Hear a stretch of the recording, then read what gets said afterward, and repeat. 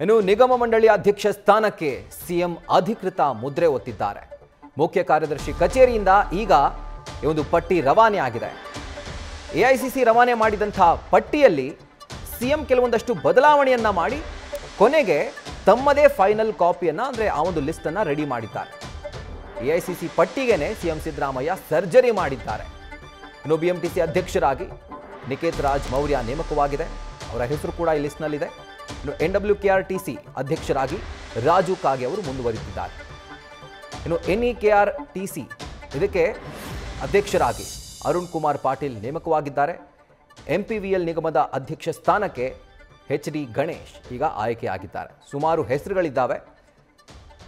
ನೀವು ನ್ಯೂಸ್ ಫಸ್ಟ್ನಲ್ಲೂ ಕೂಡ ಗಮನಿಸ್ತಾ ಇದ್ದೀರಿ. ಈಗ ಲಿಸ್ಟ್ನಲ್ಲಿರುವಂಥ ಅಧ್ಯಕ್ಷರ ಹಾಗೂ ಮಂಡಳಿಗಳ ಮುಖ್ಯಸ್ಥರ ಫೋಟೋಗಳನ್ನ ರಾಜು ಕಾಗೆ ಅವರು ಆಸ್ ಇಟ್ ಈಸ್ ಮುಂದುವರಿತಿದ್ದಾರೆ. ಅಂದರೆ ಬೆಂಗಳೂರಿನ BMTC ಅಧ್ಯಕ್ಷರಾಗಿ ನಿಕೇತ್ ರಾಜ್ ಮೌರ್ಯ ಈಗ ನೇಮಕವಾಗಿದ್ದಾರೆ. ಸೊ ಕಾಂಗ್ರೆಸ್ನ ವಕ್ತಾರರು ಇವರು. ಹಲವು ಬಾರಿ ನ್ಯೂಸ್ ಫಸ್ಟ್ನ ಡಿಬೇಟಲ್ಲೂ ಕೂಡ ಇವರು ಭಾಗವಹಿಸಿದ್ರು. ಆ್ಯಂಡ್ ಈಗ ಇವರ ಹೆಸರು ಈಗ ಈ ಒಂದು ಪಟ್ಟಿಯಲ್ಲಿದೆ.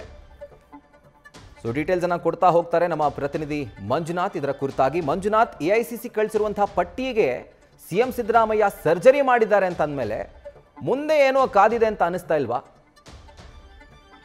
ರಾಹುಲ್, ಏನು ಇತ್ತೀಚೆಗೆ ನಿಗಮ ಮಂಡಳಿಗಳ ಅಧ್ಯಕ್ಷರ ಸ್ಥಾನಕ್ಕೆ ಚಾಲಕರು ಮತ್ತೆ ಪದಾಧಿಕಾರಿಗಳನ್ನ ನೇಮಕ ಮಾಡುವಂತ ಕೆಲಸವನ್ನ ರಾಜ್ಯ ಸರ್ಕಾರ ಮಾಡ್ತು. ಅದರಲ್ಲೂ ಕೂಡ ಕಳೆದ ಹಲವು ದಿನಗಳಿಂದ ಕೂಡ ಸಾಕಷ್ಟು ಪೆಂಡಿಂಗ್ ಇತ್ತು. ಆದ್ರೆ ಇತ್ತೀಚೆಗೆ ಸಿಎಂ ಏನು ಹೈಕಮಾಂಡ್ ನಾಯಕರನ್ನ ಭೇಟಿ ಮಾಡಿ ನಿಗಮ ಮಂಡಳಿಗಳ ಅಧ್ಯಕ್ಷ ಸ್ಥಾನಕ್ಕೆ ಶಾಸಕರನ್ನ ಆಯ್ಕೆ ಮಾಡಿದ್ರು. ಆದ್ರೆ ರಾಜು ಕಾಗೆ ವಿಚಾರವಾಗಿ ಸಾಕಷ್ಟು ಗೊಂದಲ ಇತ್ತು. ಯಾಕಂದ್ರೆ ಏನು ಗಣೇಶ್ ಆಗಿರ್ಬೋದು, ನಿಕೇತ್ ರಾಜು ಇದೆಲ್ಲರೂ ಕೂಡ ಒಂದಷ್ಟು ಬದಲಾವಣೆ ಬೇಕು ಅನ್ನೋದು ನಿಟ್ಟಿನಲ್ಲಿ ಒಂದಷ್ಟು ಅಸಮಾಧಾನವನ್ನು ವ್ಯಕ್ತಪಡಿಸಿದ್ರು. ಈ ನಿಟ್ಟಿನಲ್ಲಿ ಈ ಸಿಎಂ ಸಿದ್ದರಾಮಯ್ಯ ಅವರು ಇವತ್ತು ಖುದ್ದು ಒಂದಷ್ಟು ಬದಲಾವಣೆ ಮಾಡುವಂತ ಕೆಲಸವನ್ನ ಮಾಡಿರುವಂತದ್ದು. ವಾಯುವ್ಯ ಕರ್ನಾಟಕ ಸಾರಿಗೆ ನಿಗಮದ ಅಧ್ಯಕ್ಷ ಸ್ಥಾನಕ್ಕೆ ಏನು ರಾಜು ಕಾಗೆ ಅವರು ಮುಂದುವರಿಸುವಂತ ನಿರ್ಧಾರವನ್ನು ತೆಗೆದುಕೊಂಡಿರುವಂತದ್ದು. ಜೊತೆಗೆ ಕಲ್ಯಾಣ ಕರ್ನಾಟಕ ರಸ್ತೆ ಸಾರಿಗೆ ನಿಗಮದ ಅಧ್ಯಕ್ಷರಾಗಿ ಅರುಣ್ ಕುಮಾರ್ ಪಾಟೀಲ್ ಅವರನ್ನು ಕೂಡ ನೇಮಕ ಮಾಡಿರುವಂತದ್ದು.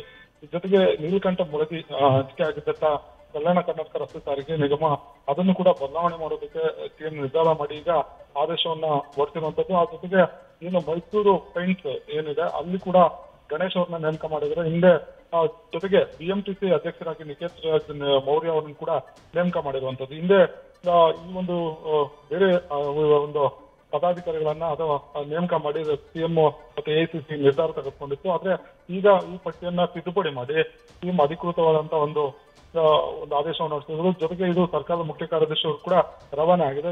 ಇನ್ನೇನು ಈ ಒಂದು AICC ಪಟ್ಟಿಗೆ ಮೇಜರ್ ಸರ್ಜರಿ ಮಾಡಿರೋದು ಸಾಕಷ್ಟು ಗೊಂದಲ ಕೂಡ ಕಾರಣ ಆಗಿರುವಂತದ್ದು. ಯಾಕಂದ್ರೆ AICC ನಾಯಕರು ಮತ್ತೆ ರಾಜ್ಯ ನಾಯಕರು ಚರ್ಚೆ ಮಾಡಿ ತೀರ್ಮಾನಕ್ಕೆ ಬಂದಿದ್ರು. ಆದ್ರೆ ಈಗ ಏನು AICCಗೆ ಸೆಡ್ ಹೊಡೆಯೋ ರೀತಿ ಸಿಎಂ ಸಿದ್ದರಾಮಯ್ಯ ಅವರು ಈ ಒಂದು ನಿರ್ಧಾರವನ್ನು ತೆಗೆದುಕೊಂಡಿದ್ದಾರೆ. ಅದು ಯಾವ ರೀತಿ ತಿರುವು ಪಡೆಯುತ್ತೆ ರಾಜಕಾರಣದಲ್ಲಿ ಕಾದು ನೋಡ್ಬೇಕಾಗಿರುವಂತದ್ದು. ರೈಟ್ ಮಂಜುನಾಥ್, ಮುಂದೆ ಯಾವೆಲ್ಲ ಡೆವಲಪ್ಮೆಂಟ್ಸ್ ಆಗುತ್ತೆ ನೋಡೋಣ. ನ್ಯೂಸ್ ಫಸ್ಟ್ ನಿರ್ಭೀತಿಯಿಂದ ನಿಮ್ಮ ಪರವಾಗಿ.